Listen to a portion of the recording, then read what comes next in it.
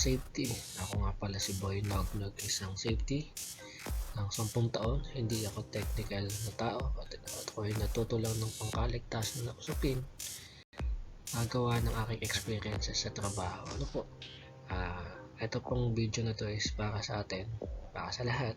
Baka po sabay-sabay tayong matuto dahil ang safety ay lagi po nagbabago yan. So, kailangan natin matutunan muna kung ano yung basic. So, umpisa natin tong video na to, yung ating session sa basic safety terminology. Bakit? Kasi sa trabaho natin, kailangan alam natin kung ano yung mga wordings natin ginagamit. Katulad lang yan ng mga technical or engineering terms. Tapos yung mga medical terms din, yung mga wordings nila magkakaiba yan. So, dapat tayo bilang mga kawani ng pangkaligtasan is alam natin kung ano yung mga word na dapat natin ginagamit at inaalam sa ating trabaho. Tara, simulan natin. Una kong tanong, dahil nga tayo yung mga safety, ano ba yung tingin nyo na ibig sabihin ng safety? Ako sa tagal ko ng safety, so marami ng beses na kung ano yung sinabi sa akin, pero basic lang, huwag na natin pahirapan yung sarili natin. Ano ba yung safety nyo? So ito yung control of recognize hazard to attain an acceptable level of risk. Kahit i-google natin yan o i-Wikipedia, ganun din yung lalabas dyan.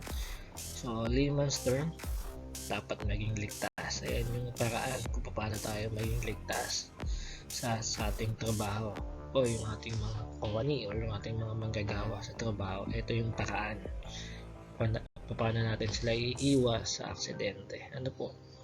So ang susunod natin salita, control. Ano ba ibig sabihin ng control? So marami yan. Maraming sample tayong pwedeng makita sa mismong worksite natin, sa pinagtatrabahuan natin, sa construction man yan o saan. So pinakamagandang halimbawa dyan, so ito yung paliw kayo may hawak ng gripo. So kung hinaan mo, hihina yun, syempre mapatayin mo, mamatay yung daloy ng tubig. Kung lalakasan mo, lalakas din yun. So yun yung control. So sa trabaho, ano yung mga makikita natin control? Marami yan sa hierarchy of control natin. 5 kung tutuusin. Meron tayong elimination, substitution, engineering, tapos administrative, saka PPE. Pero may dinadagdag na sila ngayon, yung behavior based safety. So yun yung mga control natin sa trabaho makikita nyo yan lalo na sa makina na nagtatrabaho sa makina. Kung makikita nyo may skin guarding yan yung control. Sa mga welders natin, ano yung control doon? Yung grounding, pwede. Ano pa ba? Yung dead man switch, pwede rin. Yun yung mga control. Ano po? So yun yung mga sample. So kung meron kayong maisipan na halimbawa ng control sa inyong trabaho, please comment down below, baka matutunan din namin. Next wordings natin, ano ba yung tingin yung hazard? Ano ibig sabihin ng hazard? So nung ako nagte-training ng mga tao, na isang attendee ako, ang sabi niya sa akin, sir, ayan ba yung ilaw sa sasakyan, yung dalawa, yung kulay dilaw na nagbe-blink? Hazard ang tawag doon, di ba? Maaari, sabi ko naman sa inyo, walang tama o maling sagot dito sa usaping pangkaligtasan. Lahat welcome ng opinion. Yung sagot niya na yun, pwede. Bakit? Kasi hindi natin alam kung yung sasakyan na yun na naka-hazard is kakaliwa, dediretso, kakanan o atras o hinto, di ba? So meaning, hazard siya. So anong ginagawa dapat sa hazard? Iniiwasan. Tama, ito yung ayon sa ating slide, unsafe practices or act or condition that if not controlled may result into the occurrence of accident or an incident. So tama, di ba? Yung sasakyan na yun na naka-hazard light, kung hindi mo siya susubaybayan ng maayos o titignan ng tama kung saan siya pupunta, pwedeng pagmulan ng aksidente. Tama. Mamaya, sinundan mo siya ng sinundan, tapos wala, tinutukan mo pa, tapos hihinto pala, nabangga mo na sa likod. Tama. So yun po yung mga halimbawa natin. Hindi na natin papalalimin pa yung mga explanation dito.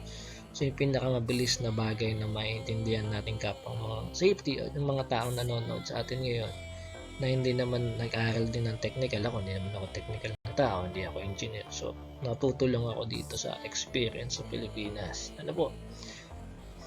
So, sabi dito, 85% daw, 88% daw ng unsafe practices is sa aksidente, tao ang may gawa. Tingin nyo, tama ba yan?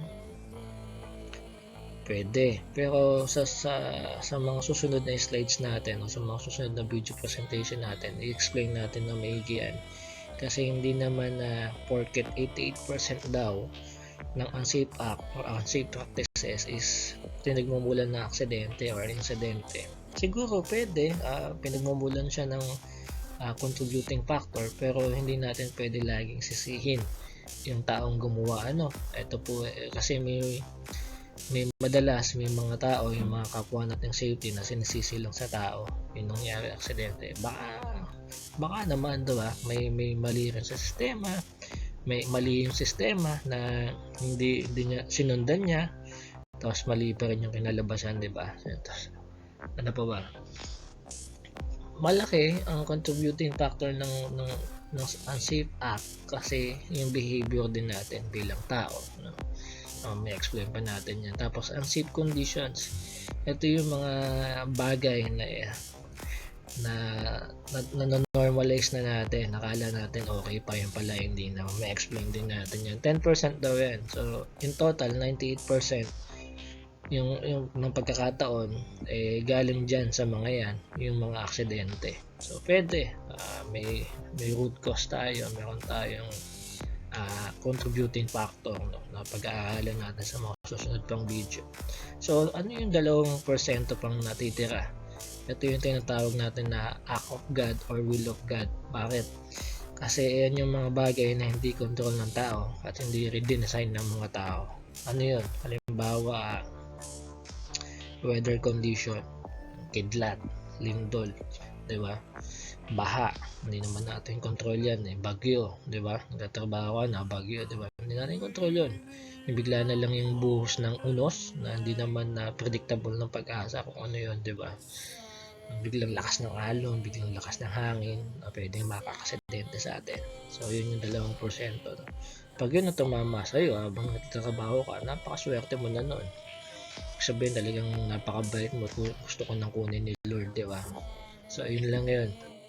So ano ba? Unsafe practices, so nabanggit natin kanina, ito yan. Behavior, behavior which could permit the occurrence of incident or accident. So tama naman. Sabi ko nga kanina, nung unang beses or nung mga panahon na 2013, hindi pa uso yung behavior-based safety, pero kasi dahil sa mga incident report o sa mga aksidenteng nangyayari sa atin sa iba't ibang kumpanya, kalimitan lumalabas doon yung behavior ng tao, isa sa mga contributing factor. Kaya yung unsafe practices, yan yung mga tao na sinaunang construction worker, mga sinaunang engineer na tira bara-bara, mekos lang ang tawagin nila, diba? Kaya na yan, pwede pa yan. Ayun, yun yan. Hindi mo gagawin? Piniscals tayo, diba? Shortcut na yan, parang ganun. Yun yung unsafe behavior na nag-a-assume sila na kaya nila lang gawin yung bagay kasi ilang beses na nila itong ginawa sa loob ng mahabang panahon at wala naman nangyayari sa kanila. So yung kumpiyansa ng tao, complacency, ang tawagin is minsan yun ang nagdudulot ng aksidente sa atin. Nakakayabangan na rin ng mga Pilipino, lalo na kung matagal na, sa aking experience, na-experience ko na rin yan na behavior. Ito yung pagtalima o hindi pagsunod sa mga standard procedures or practices na pinapatupad ng kumpanya. May papel na, may pirmadong dokumento na hindi pa rin sinunod. Gusto nila kung saan tingin nilang mabilis, madali at matapos agad at makapagpahinga sila agad. Pero may dahilan din dyan yung mga tao kung bakit hindi nila sinusunod yung SOP o standard procedures na ginawa ng mga kinauukulan sa kumpanya. I-explain ko rin sa inyo yan sa mga susunod na videos natin. Bakit kaya hindi nila sinusunod yung mga nakasulat sa papel? Alright, so